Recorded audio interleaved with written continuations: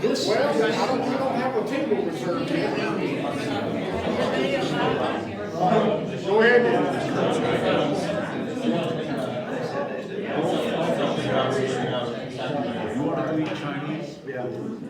All right, does everybody have their taster? Okay, so I think this was Shigalay. It's an Irish red ale made by Lost World Brewing in North Carolina. First thing different, see if you notice anything different between the two. First thing I noticed is the color is a little darker than the last one.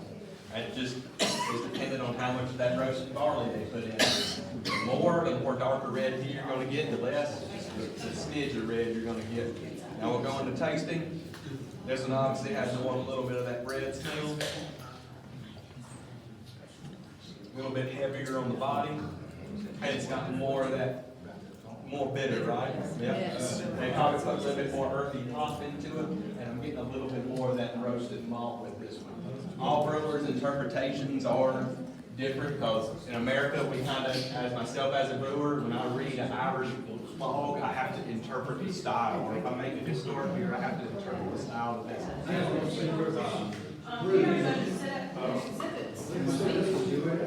Probably into the gallon. Is this the current four? Yes, sir. Cornelius, No, North Carolina. this is the.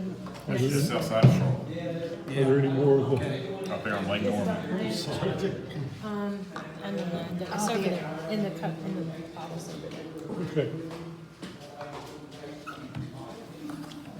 You're leaving your photographer out. So I'll come by. Is this what we're drinking? That was the first one we had. This is the new one that we're doing now. Thank you. Except Tuesday. Except Tuesday. Yep.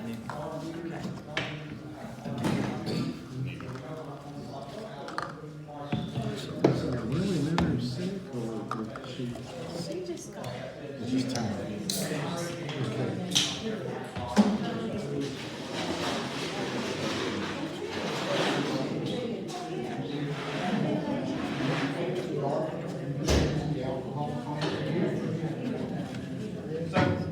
Will had a good question. When the beer is darker, the Right behind you. the alcohol content is based on the amount of grain that's in the beer for potential alcohol, for the potential amount of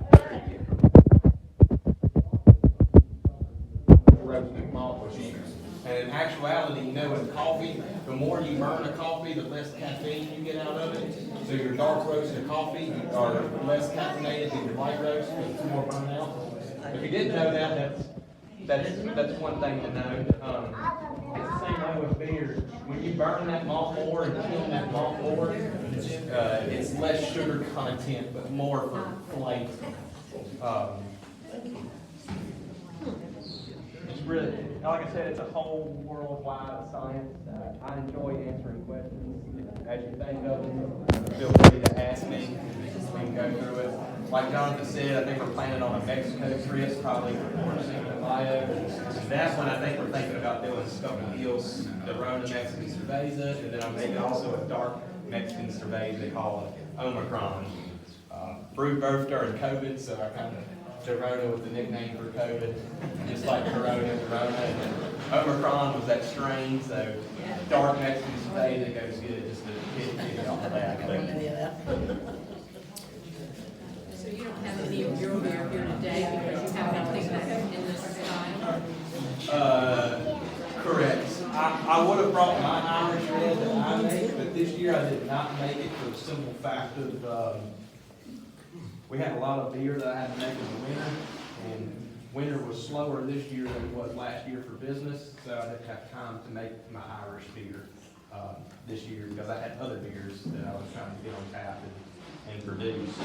But by Cinco de Mayo, I will have the Rona Mexican Cerveza's flagships on all year round, and the dark Cerveza I'm going to bring out towards Cinco de Mayo.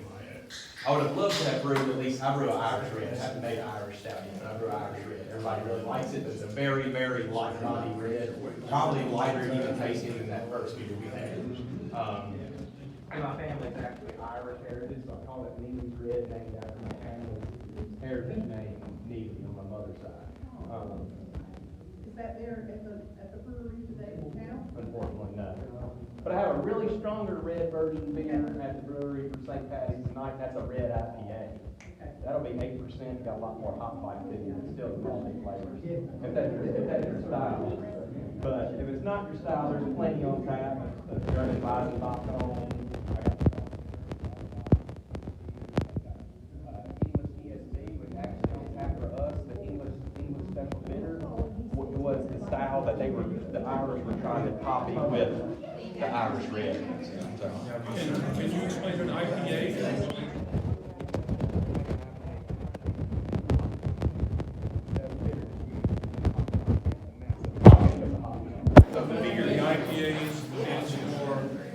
India Pale Ale. So, and there's a whole story.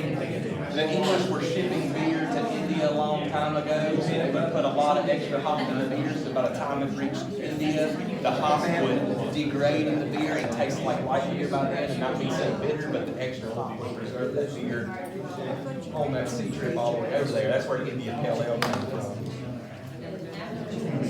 But now we just serve it as a really bitter beer.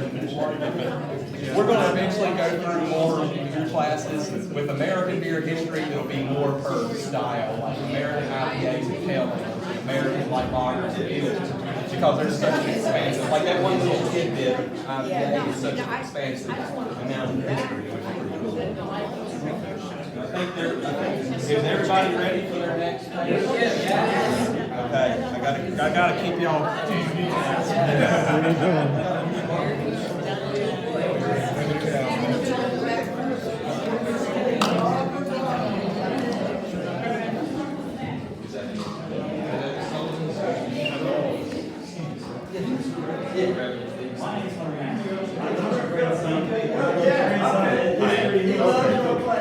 Scuffle Hill Wise? Yeah. I am 2 to 7 tomorrow and 2 to 11 tonight. Okay.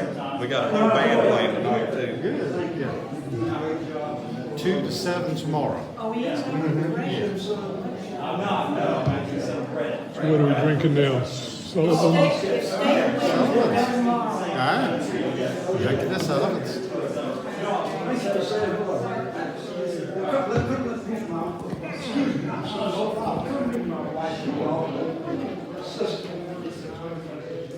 Take this. This is 3.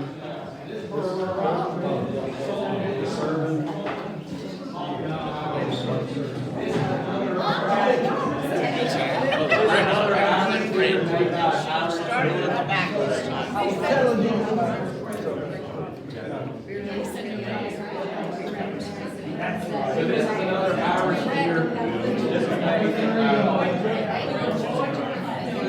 This is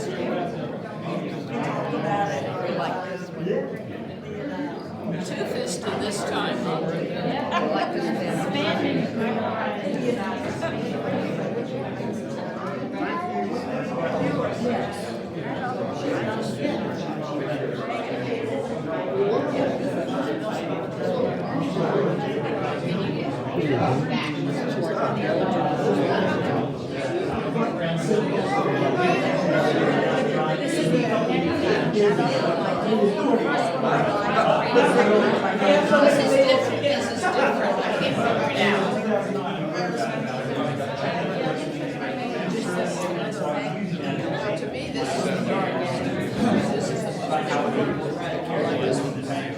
So does anybody need a sample of the third beer?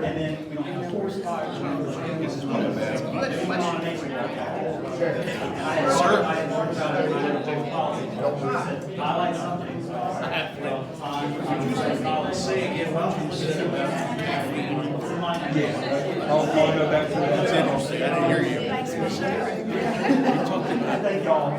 Everybody's good.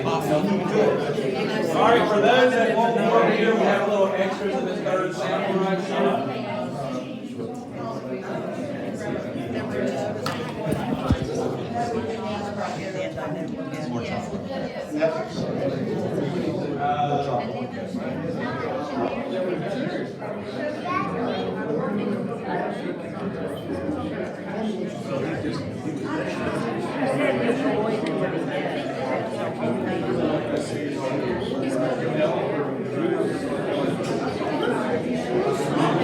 I can see you breathing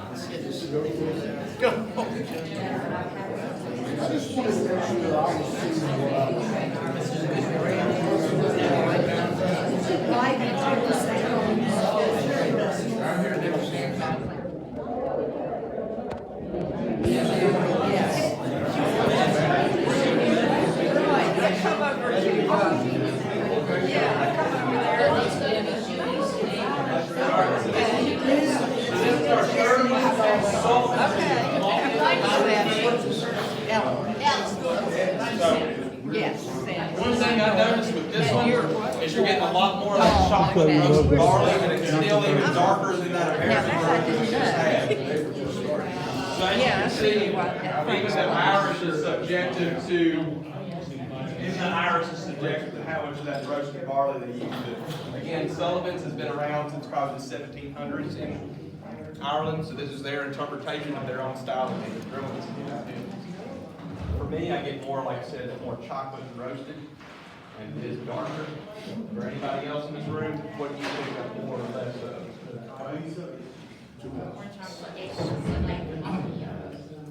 Yep. And it kind of tastes like coffee too, off of that toast. A little strong. It does have a little bit more hop in your body. The gentleman right here had asked me to repeat the coffee thing. So again, like roasted malt with coffee, the darker the roast, the more you burn that bean, the less caffeine, because you're burning out the caffeine in that bean, or you're burning out the sugar in that malt. The lighter the roasted coffee, or the lighter the grain, the more sugar you're gonna have in the grain because it's lighter. The lighter the roasted coffee, the more caffeine you're gonna have, because you're not burning out what you need out of that ingredient, pretty much. And I think I see a hand right here. Okay, right there. Can you get any of these beers there? All these were purchased at Total Wine in Greensboro on Battleground Avenue. So you could probably find some of them, if not all of them, at this moment, because it's St. Patty's Day weekend. So they've got a lot of Irish stouts and a lot of Irish red because of the time of the year. But other than that, like any time of the year, you can find a lot of imported beer. So that's why I chose to go there, was because I want to taste, if we're talking about the country, I want to taste it from where it's imported from, and I want to taste our interpretation. Because as an American, we're trying to best match what they've been doing for a few hundred years before us. Our interpretations may not never be perfect, but that's okay. That's the brilliance of craft beer.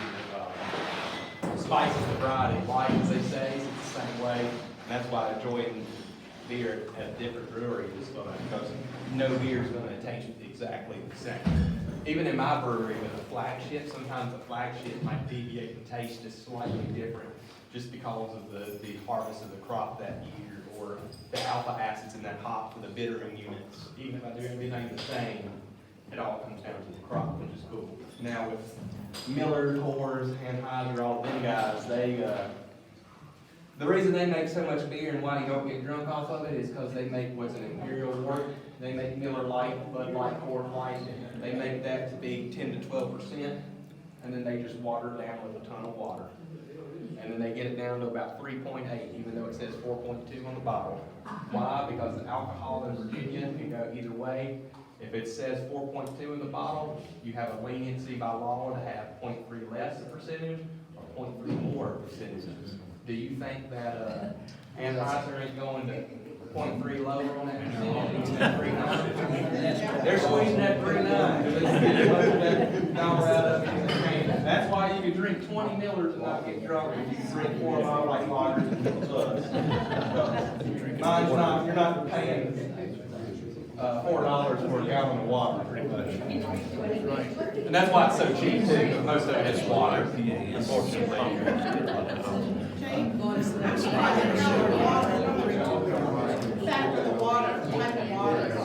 Yeah, water and minerals play a huge thing in beer.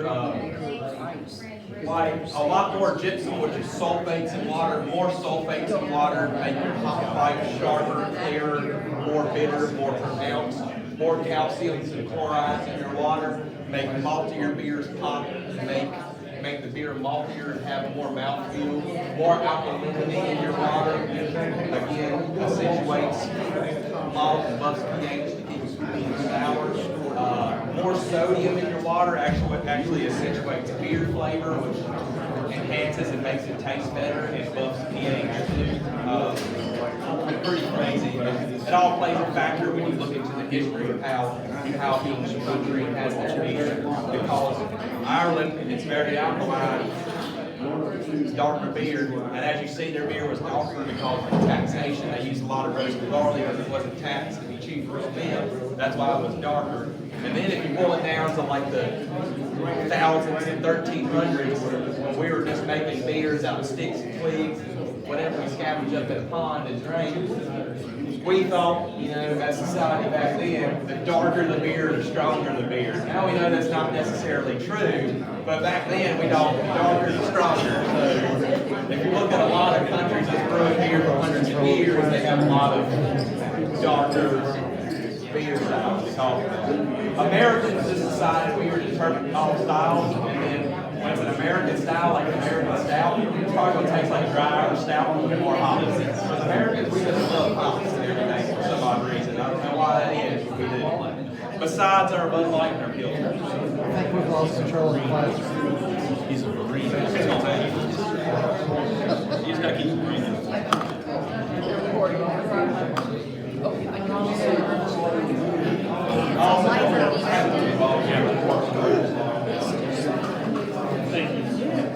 Alright, is everybody stolidly done? We ready for the fourth? Cool. The next one we're tasting is Conway's Irish Red, brewed by Great Lakes Brewing out of Michigan. So the water profile will be using water out of the Great Lakes up in that area. And see if you taste any differences. We're going from another Irish made beer to another American made beer. Grab one And more again, over if anybody here. wants more of that Sullivan's, which I thought was pretty delicious, it's all right there, but this is going to be your Conway's right here. If the water's in the right place, it's safe to drink. Due to the pasteurization process and the filtering process that goes through beer, yeah. But probably straight out of lake, no. I grew up in Pennsylvania, we drank our cities. Yeah. Right out of the moon. I will tell you right now, the water that's used in beer is probably the most pristine and cleanest water that you can be drinking.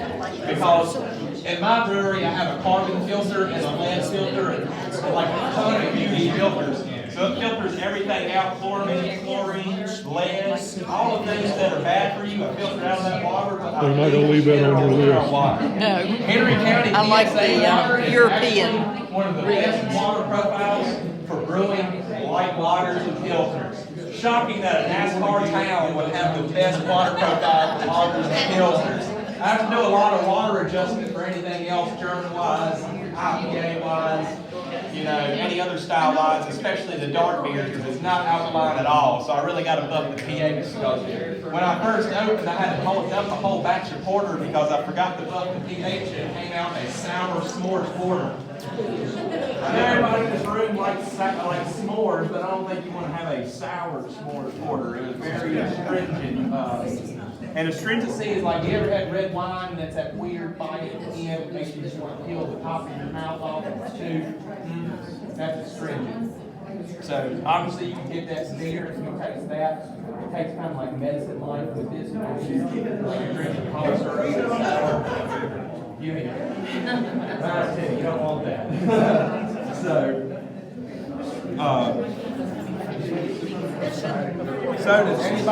does anybody else need a sample? Does everybody have their porter samples?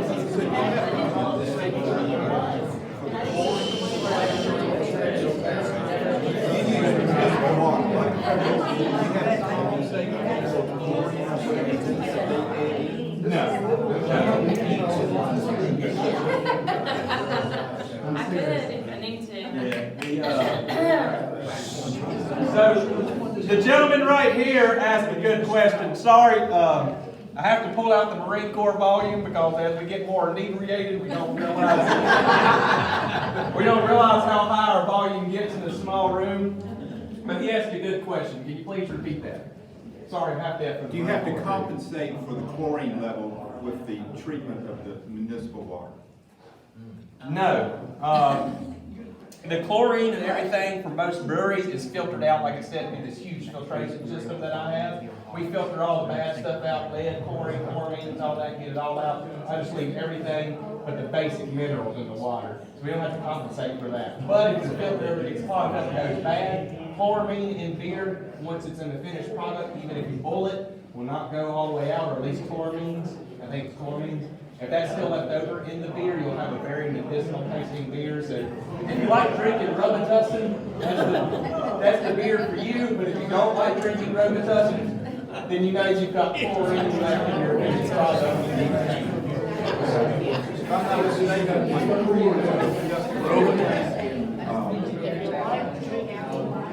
Well, the one in Harrisonburg,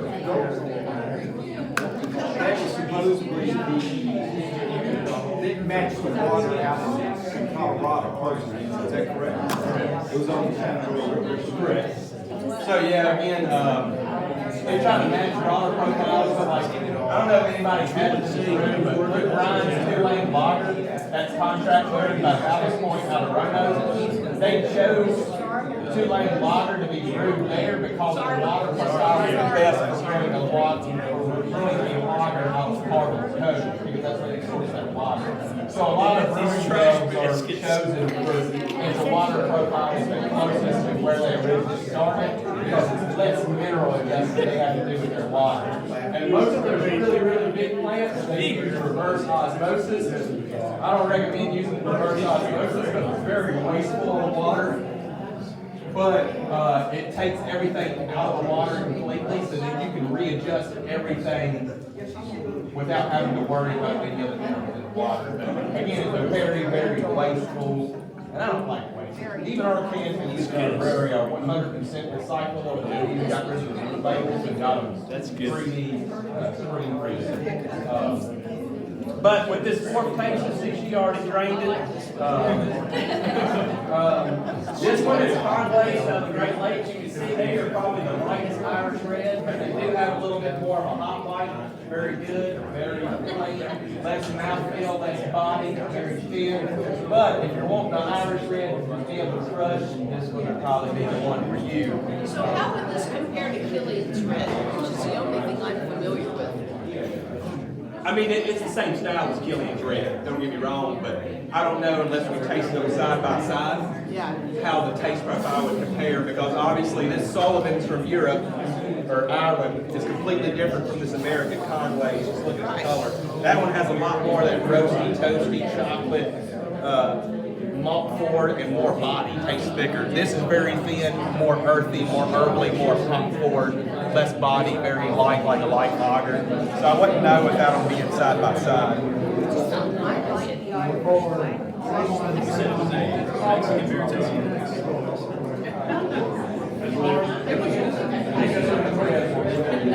They're asking if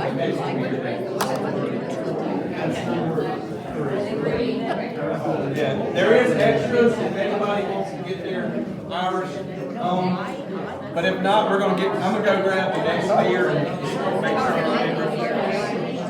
Me too. number 3, 4. So you're on the Horace. So the thing about the Horace that you see, cascade over it, they're on nitrogen. So it's gonna do a cascade effect like that. We discovered when we all cracked it at the same time. Yeah, they're gonna be a little bit harder to pour. That's how I remember in Ireland when they would have the chat. Yeah, all of those. Guys, just the wise one. We'll go through this one first. So y'all started with the Horace first, right?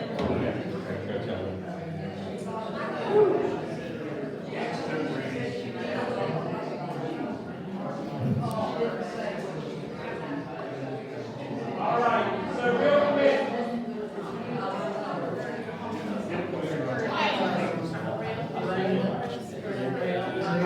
Real quick, we're about to go into the 5th tasting, which is O'Hara's Dry Irish Stout. But there's a fun thing about it. It's on nitro. Nitro means nitrogen in the beer instead of CO2. So it's going to be smoother, almost tastes kind of flat, but nitrogen makes it creamier in beer. But it's not completely nitrogen, it's like 75% nitrogen, 25% carbon dioxide. But have you ever noticed when you crack a Guinness, when you pour it, it does like a cascading effect when it foams, but it doesn't ever climb over? That's nitrogen. But the difference with nitrogen is you won't taste as much bubbly effect in that beer because it's not bubbly like like carbon dioxide. It's flatter. But for Irish stouts, they like that creamier taste. So anything on nitro is supposed to give you a creamier mouthfeel and a lighter head. So like some of those you see, they'll cascade out. But the difference is, for me personally, I don't like beers on nitro because they taste flat to me. That's just a personal opinion. Just decide what you like with your own beer. I don't like nitro. That's just my personal opinion. But like I said, with nitrogen, it should taste more creamier. But our first is O'Hara's Dry Irish Stout. It is out of, obviously Ireland, and it's on nitrogen. So now we're switching over to our Irish Stout. So it's definitely going to be more of that coffee, chocolate, all that in your face.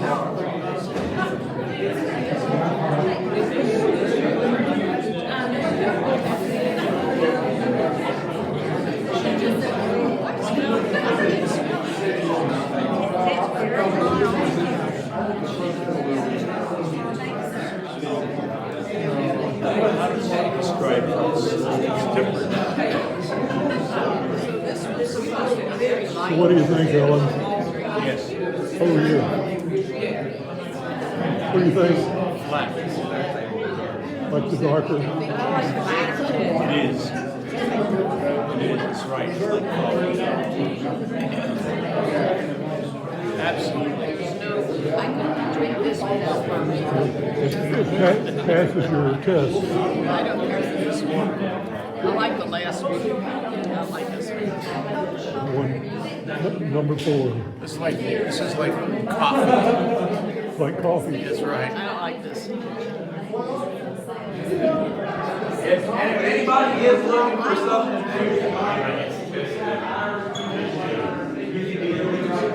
No, that's Roscoe. Roscoe's here too.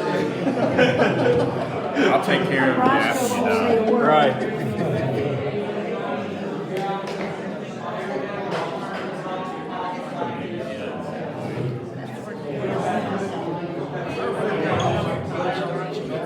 I have to try it too. Cheers. I haven't tasted it yet. He finally got the wise idea to tell us about it before we got them, because he knew we couldn't wait. I said he finally got the wise idea to tell us about it before we got our sample, because he knew we couldn't wait. That's true.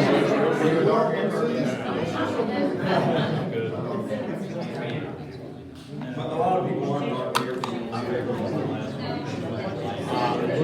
We got a lot of dark and IPA. People tell me my fruit punch is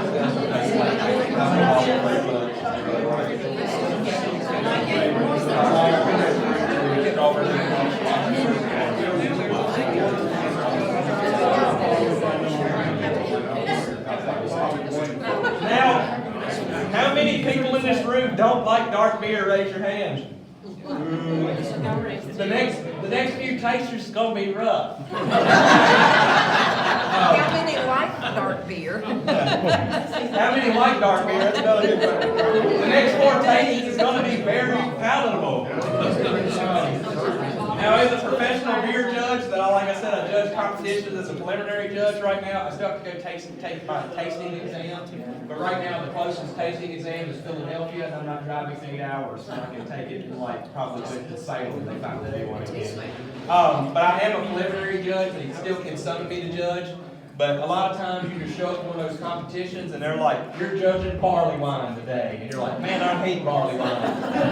But you gotta look at all that, you gotta look at all the beer, what it's supposed to taste like, how it went over upstairs. You gotta judge based on that, non-biased, that you don't like it. The main thing with this stout that you're tasting is it doesn't have that really dry, dark coffee finish. If it does, then they hit their mark at what they're trying to do. And then if it's got a good hot bite to it too. Irish stouts are very hit or miss on people, because not only are they very punch forward in the mouth with that coffee and very dry tasting, but they're also more hopped up. Their bitterness on the IBU scale is probably in the 50s, which, to put in perspective, my bitterness of my flagship IPA is in the 50s at my brewery too, the Tricorn. So that just shows you bitterness in comparison. But when tasting beer, there's also a perceived bitterness. So some people, especially if you don't like something, you'll perceive it more bitter. But also, there's certain flavors of certain people in their palates that something will taste more bitter to you than the person beside of you. For my girlfriend, don't ever put a grapefruit on her plate. She will not eat it, she will not touch it. It's the most bitter thing in her life, she'll spit it out. For me, I can drink an IPA that tastes like grapefruit, and I'm like, man, this is good, I can drink it all day long. That's just perceived bitterness. A beer might be 70 IBUs, and you might be crushing that IPA, but you're like, this is perfect bitterness for me. But somebody else is like, ooh, that's too much for me. It's all in their perceived. But IBUs, international bitterness units, if it's lower on the spectrum from like, down 0 to 100, 0 is going to be less bitter, 100 is going to be more bitter. Like I said, a Irish stout tends to sit in the 50 to 60 IBU range, and that also comes from the hops, but also the very roasted hops. Like I said, that bitter chocolate and that bitter coffee. So it's going to give you the IBUs from that too. Our Imperial Triple Chocolate Stout at the brewery right now, it's 12%. It's 75 IBUs due to all of the dark chocolate that's in it and all the cacao. It's very bitter, but it's really dark chocolate flavor. It's real low. We didn't hear you.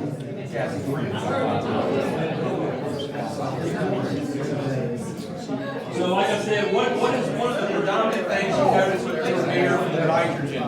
You notice it's kind of flat, but when you drink off the head, it's very creamy. That's what nitrogen does. It smooths it out. There's no bubbles. Lets it float on your stomach. But also that head you see on the beer right here, that nice stony top, very creamy from nitrogen.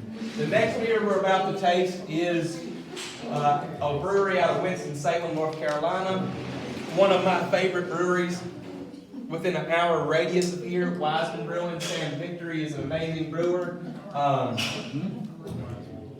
This is going to be their version of an Irish Stout. It is not on nitrogen, so you should be able to taste bubbles in this. It won't have that creamy top, be bubbly just like the Irish Red. Their Irish Red, unfortunately, they were sold out of Total Wine. Their version of their own Irish Red actually has won 3 years in a row 3 gold medals in the U.S. Beer Open. Unfortunately, they were all sold out there. It's called wine, so I had to get it dry. So if you're winning gold medals at a national beer competition, you're doing something right. But they're an amazing team, amazing guys. And they were going to do a collab beer brew with them too soon, just like we did in Little Brother in Greensboro. Did you say Wiseman? Wiseman. And actually, one of the bands playing at Sounds on the Square this summer, I think in June, Barefoot Modern, one of the singers in that band is actually the son of one of the owners of Wiseman Brewing. And they're very good. If you like Queen and all of that, yeah, they spectacular band. They play Queen, Aerosmith, Walker did. Yeah, they were good. Yeah. So I know a lot of faces from the breweries. That's why you're like, how do you know everybody's names? But I have customers, and I try to make it a. When I'm bartending, I try to learn your name, especially if you're in there drinking a few more pints than just, 1 or 2 and leaving. If you're keeping me in business, I'm grateful for you.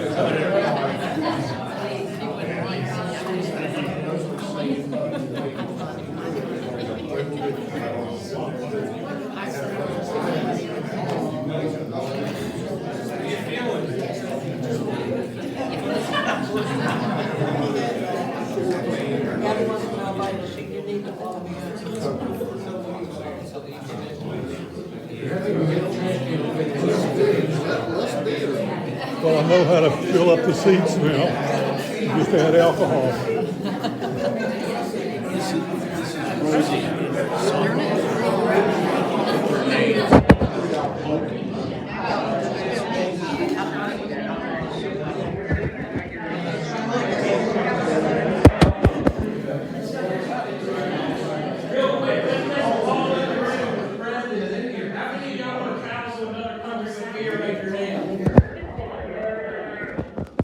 Looks like everybody's saying yes, Fred. So.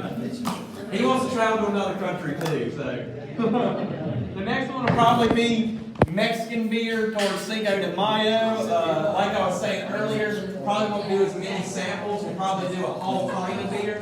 and it'll be our Corona Mexican Cerveza, and it'll be my dark Mexican Cerveza, because in Mexico, they really only have light or dark beer. But we'll go through the history, and then we'll do that, do two whole pints space out between 8 different beers, and then you can take it garnish with a lime or without a lime. So who knows? We'll give a little fun fact before we do that too. Who knows why that we garnish? Who knows why we garnish Mexican Cerveza with a lime? Raise your hand. Fruit. That is correct. So, why? So in Mexico, they did not garnish. The lime was not a garnish in Mexico when they put it on your glass when the Americans first started going down there for vacation and everything. It was to keep the fruit flies out of your beer because the fruit flies love the sugar. Well, us as Americans got down there and go, my God, they gave me a lime. So now ever since then, we've been squeezing lime in our Mexican beer because that's what we thought before. But in Mexican beer, it is. In Mexican beer, it was to keep the fruit flies out of your beer because they love sugar. So in Mexico, the Spanish might look at you funny when you're squeezing your lime in your beer. That was Lord forbid you ask for an orange for a German beer in Germany. Like I said, they're against spooks. They're very strict about that. The beer tender probably slapped you across the bar. But everybody asks. What's funny to me is everybody asks for orange with their Hefeweizen because of Blue Moon. Does anybody know what style of beer Blue Moon actually is? No, but what kind of wheat? It is a wheat, but what kind of wheat? Belgian. Belgian, right? And a Hefeweizen is a what kind of wheat? It's a German wheat. So, we're garnishing a Belgian wheat with an orange, which Belgians want you to do that. But us as Americans, the Germans going, oh, you've got a German wheat. We want to put orange as well too because we do it for our Belgian wheat, the Blue Moon. No, that's a sin. Not that. So we think all wheat beers must be the same, but they're completely not. Like your German Hefeweizen is going to have a lot of banana, a lot of clove flavors. Your Belgian wheat beer is going to have a lot of coriander flavors and bitter orange peel in it. It's two completely different styles of beer. That's why the sweet orange slush in a German wheat and a Belgian wheat beer tastes better because it cuts that bitterness from the dry, bitter orange peel that you put in it. Versus the German wheat is beer because it's banana and clove. Why don't you put orange on top of banana and clove? I don't know. Some people do it like it.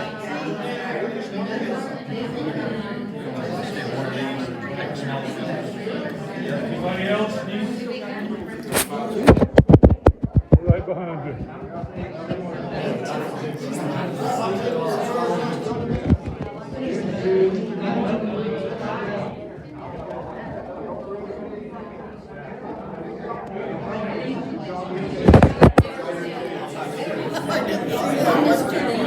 How's that one? I like it. Yeah, I like it a little bit better than the nitrogen. But it's got a little more fizz to it, it seems like.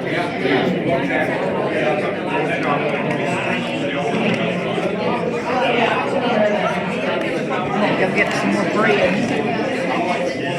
Y'all want some good bread? All right, so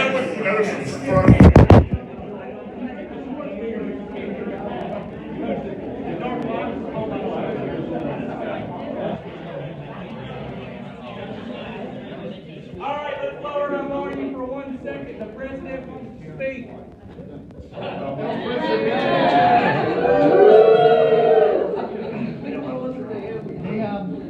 The bread that y'all have enjoyed today, just to let you know, it's made by Sherry Moran Vestal. She's a retired nurse from Henry County Public Schools, so a lot of you probably know her. She has started a new business called Babel's Babes. Her grandkids call her Babels. And she's got a separate Facebook page, and she made the Irish soda bread today for you. So, but she does pound cakes and decorated. Well, she doesn't do like the fancy birthday ones, but she makes good cakes. That was good. All right, back to beer. So, like I said, we're drinking Wiseman Brewing's out of Winston, North Carolina's dry Irish stout called Gathered Friends. As you notice, it's not on nitrogen, so you're gonna get that bubbly effect, you know, like any other beer.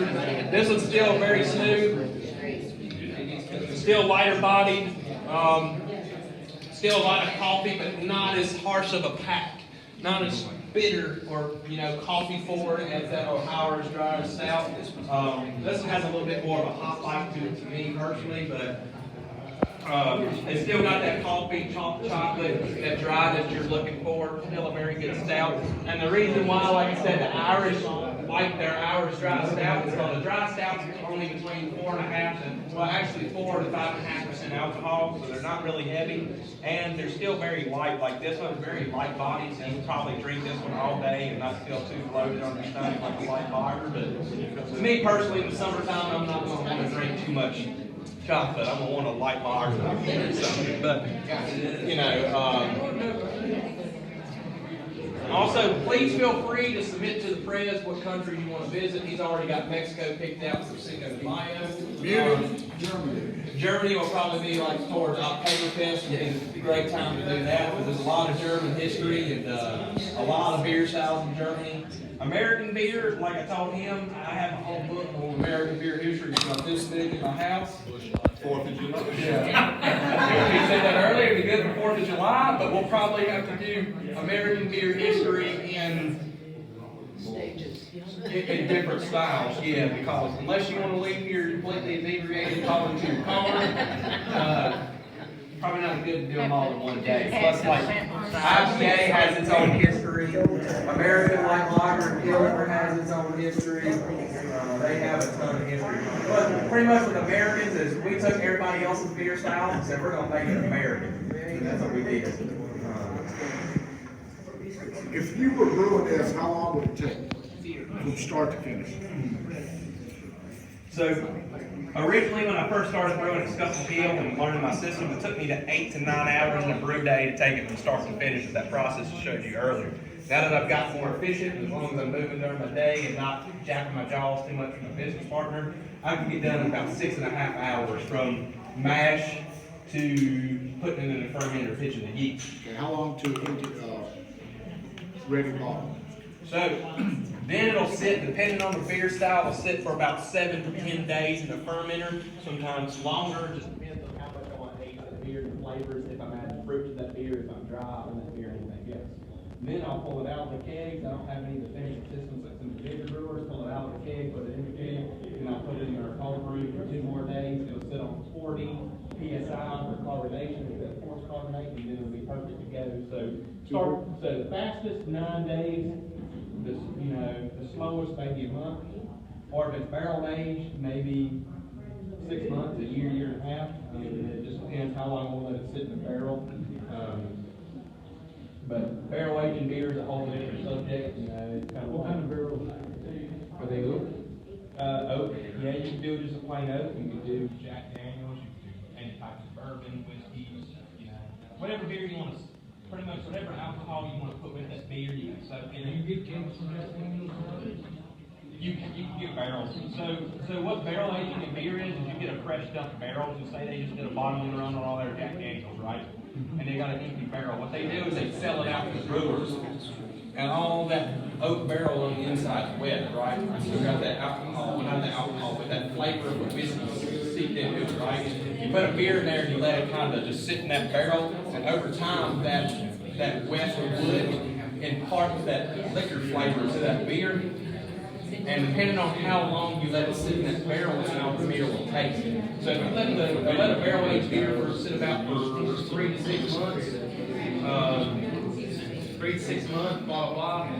It's probably going to taste like liquor. If I did like a Jack Daniels barrel-aged beer and it tasted 3 to 6 months, it's probably going to taste completely like Jack Daniels. But if you let that sit for about a year, those flavors, or a year, year and a half, those flavors of the beer will start to age with that Jack Daniels flavors, and what we might call is a blending effect, or like I'm at a loss for words, but you're kind of wanting the flavors to blend and work together with each other to get merged. So it takes about a year, year and a half, sometimes 6 months, depends on how dark the beer is. Dark beer like this, it can take a year, year and a half or so much to get these flavors together. kind of age and mellow out. But, you know, your lighter beer, like the case on Mexican Cerveza, I can put it in a tequila barrel and pull it in about 3 to 6 months and it'll taste nice. Just because it's a lighter beer. And I plan on doing that eventually with one of my Coronas in a tequila barrel, like a Anejo or some kind of tequila. But the other thing with barrel aging is you want to make sure the ABV is high enough for the alcohol. The ABV is high enough for the barrel aging process, because if the alcohol is too low, you get some bacteria that just slowly seeps into the barrel over time. You know, just the barrel just sit there with bone on top. And the alcohol content is high enough, it doesn't kill off the bacteria. So then you go to test your beer 3 to 6 months, and now you have like a sour beer. You don't taste good. And not the sour beer like a Cosa that you like, the sour beer like Fluffy.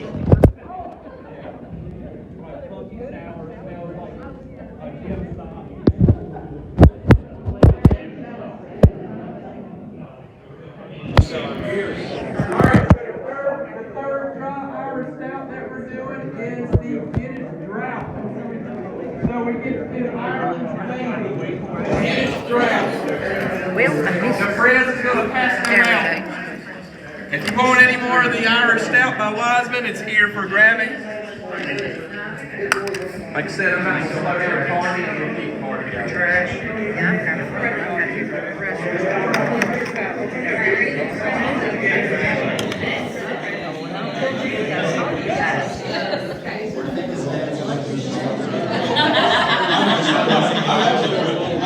If you want to vote down,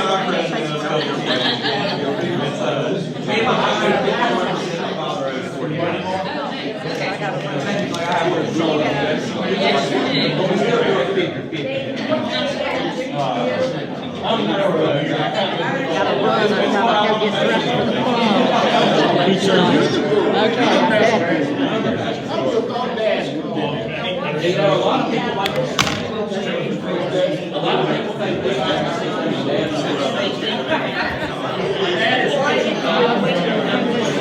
it's Guinness stuff.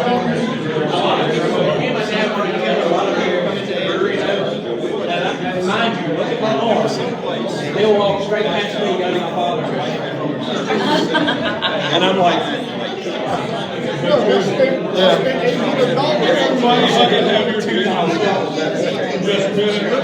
the vice president wants your attention. Listen up. Oh, try it again. Okay. Jake and a lot of other people get together and serve as volunteers. And I especially want to point out Jake. He's one of our harder working volunteers. All of our summer outside things. Scuffle Hill provides. We work with Scuffle Hill to get the beer in, and like tonight coming in. Everybody that's volunteered here, would you raise your hands? So Mike ain't in the room. Well, there he is. Just raise your hand. For volunteering. So I just wanted to throw that out there.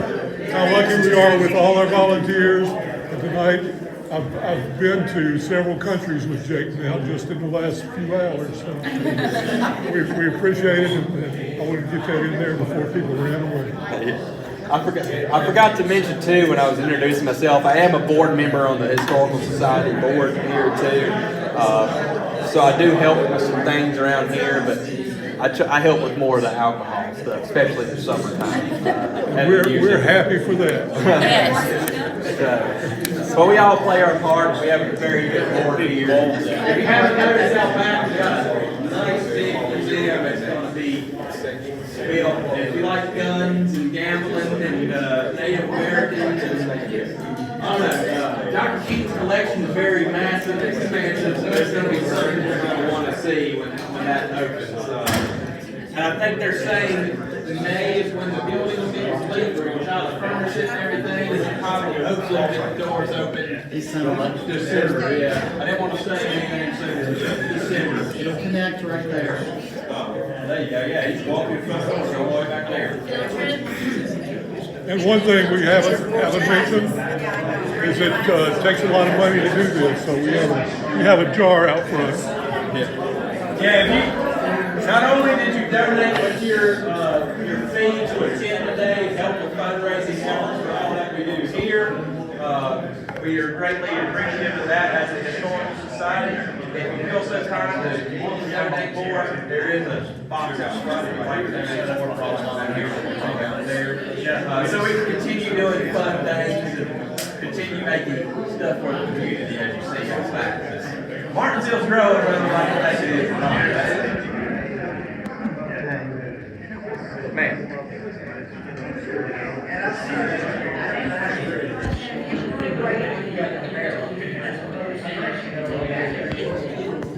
Can you grill in the barrel? Yeah, but I can't tell you that. I can't tell you how it's going to taste. Let's put it that way.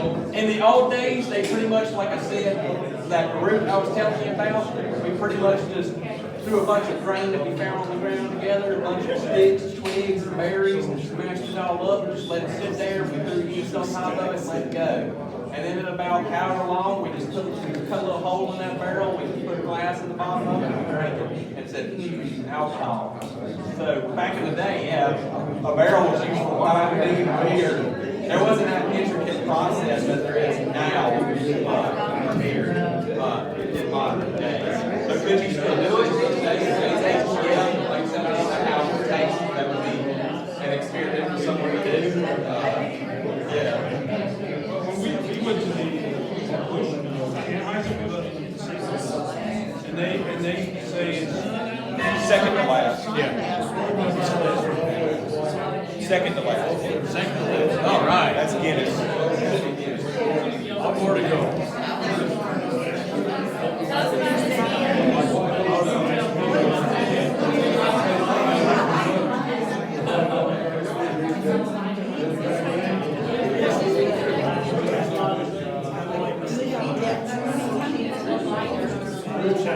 I'm guessing this is Guinness right here now. Okay, so tell you about the Guinness drought. Arthur Guinness made this beer, like I was talking earlier, starting in the 1700s. Now the recipe hasn't changed. It started with the porter, went to a dry Irish stout where they started adding all that roasted barley. So when you taste Guinness, you just taste all the tasting notes of another the Irish stout. All wheat, chocolate, very roasty, very in your face. I don't know if the drought was on nitro. I don't think it was. Pretty bubbly, right? Yeah. Kind of good though. It's good. But if you, with darker beers too, the carbonation level, if it's not on nitro, tends to be lower because you don't want a dark beer bubbly like a light lager or something. It makes it smoother when it's less bubbly. But with this Guinness that you taste, very smooth, very mellow, not very in your face from the hops to the bitter chocolates or the bitter coffee. Now you can see why this is the main beer of Ireland and why it got so popular, because it was easier to drink in that time period. And then obviously, as we went over upstairs, kind of know Guinness Roasted Power became the Anheuser-Busch of Ireland, took over a bunch of beers, kind of strangleholding Ireland craft beer for a while, and then we had a craft beer movement about the 1980s, 1990s, and then breweries came back to Ireland, and then you have different beer again. Which is kind of how it went in America too. Like, we had breweries before, then we had Prohibition, then had a few breweries after, and then 1980s, 1990s, we started having craft beer research, and then now here we are with a bunch of different beers and everything in the world to try. Other than that, our next tasting is going to be, what I tried to do is, like I said, go Irish, American. Our last beer that they're pouring in there now is Left Hand's Dry Irish Stout on nitro. So that beer should be on nitrogen, should be flatter, creamier, just like the Alharas. But that's going to be in an American version. And then we'll end our tasting there. But out of the Irish Reds, what was your favorite? Let's put it that way. One. Four. Mine was three. I like a Irish Red with a little bit more of that malty chocolate taste, but 1 and 4, I hear a lot of people say they're lighter, easier to drink, easier. One more, right? Yeah. Okay. And then we can, like I said, Mexico.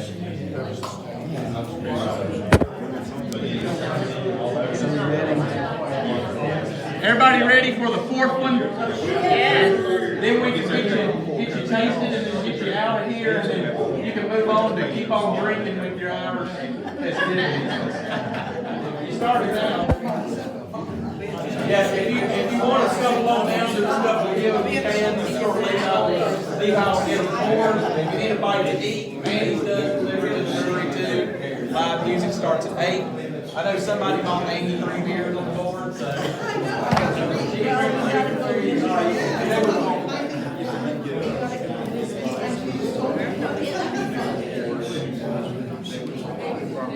Jake, I don't know if I can handle it. I don't know if I can handle it. Might come back later. Little food, little water. Then come back and drink it. Southern Hustle. They're a band out of High Point, North Carolina. Like I said, 1970s, 2000s. I'll grab one while you're going by.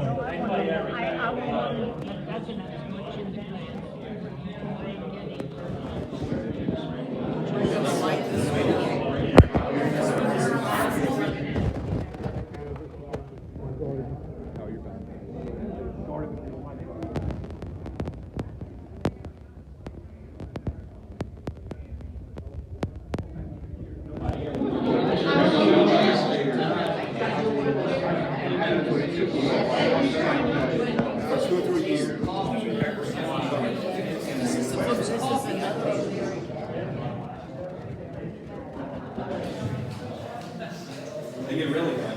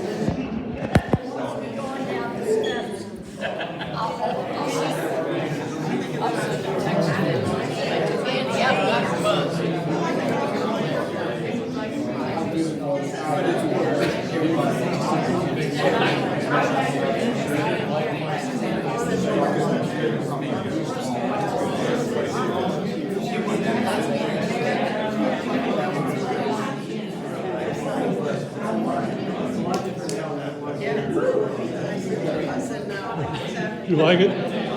Not this last one, no. I like the one before it. I haven't decided yet. Is that the last one? Yeah. You like it? Like the first one, I'm not sure. The first slot taste was good. I like the one red one. Yeah, I did too. Yeah. This tastes a little bit watered down. I just like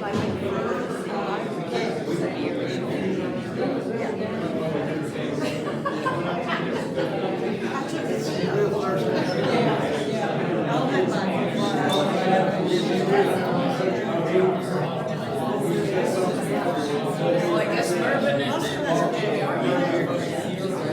well, they like it. Yeah.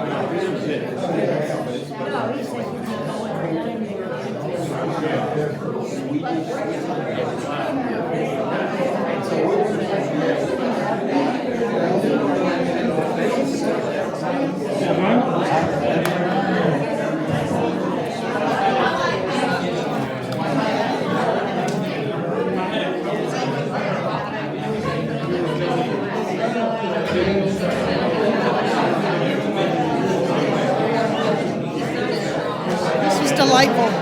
Thank you.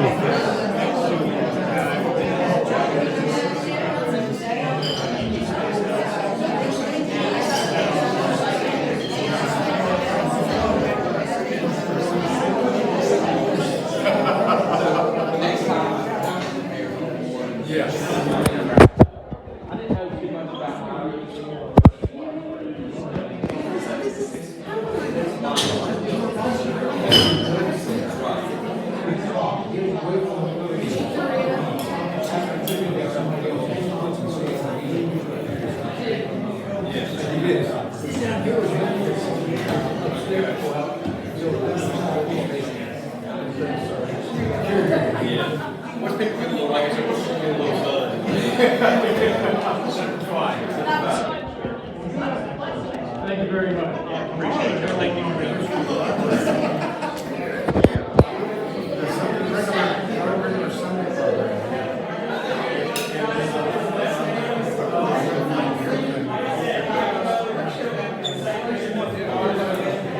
It's not as bitter as the first Irish style might go. Ours is a little bit more functioning, it's something you can make your judgment. I think some people are dipping out now because they're like, it's time for food or time to go. What stout did you prefer out of all your tastings? Number one. Second. Number 6. I like this one pretty good. This has like black and tan flavor to it. We can do a black and tan by brewery too. Mix our sports beer or dark lager with our light lager. Black and tan. Black and blue. But I want to thank everybody for coming out today for our trial run. I got one constructive criticism that you couldn't see my PowerPoint and I was talking up there. I will say it's the first time I've publicly spoke besides behind the bar serving beer in probably 4 or 5 years. So the next presentation, I'll try to do a little bit more storytelling, walking around, joking. I didn't know too much about Irish before I started researching it, but I am grateful that everybody came out and supported me and the Historical Society and everything that we do. Feel free, if you want any more samples of beer, which you've already had, grab them going out, so I don't think you say that. Other than that, look forward to the Beers of Mexico, I think is the next one. Our next country. Yeah, the Beers of Mexico, I think, go on. We have your name and numbers, so.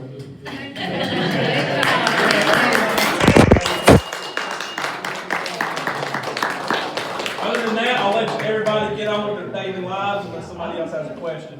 If you are going to Charlottesville, Richmond area, what brewery would you pick? Charlottesville, Richmond. Yeah. What style of beer do you like first off?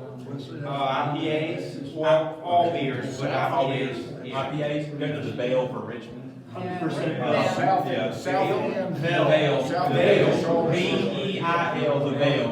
It's in the neighborhood called Scottsdale. Yeah. They live there. They just opened a new tasting room. Yeah, the Bell's really good. South End Yes. too. Charlotte has a vote for South End. South End's good. Charlottesville, my favorite. That's hard. There's only like 15 there. No, it's like more like 7. I like Free Notch. They're based out of Charlottesville. You can go to them in Roanoke. They're not good. I can't quite remember Charlottesville too much, but I think Richmond. My favorite breweries in Richmond, the Abell. If you want IPAs, heavily fruited sours, heavy dark beer, the Abell. Another brewery that does a ton of every style and all kinds of Thank you all. different beers is the Answer. Amazing brewery. Amazing brewery. They have a great restaurant in the brewery too. And of course, if you're looking for some big staples, Relations in Richmond, yeah, Legend Brown Ale, Stone IPA, Legend Brown Ale. Like that West Coast style.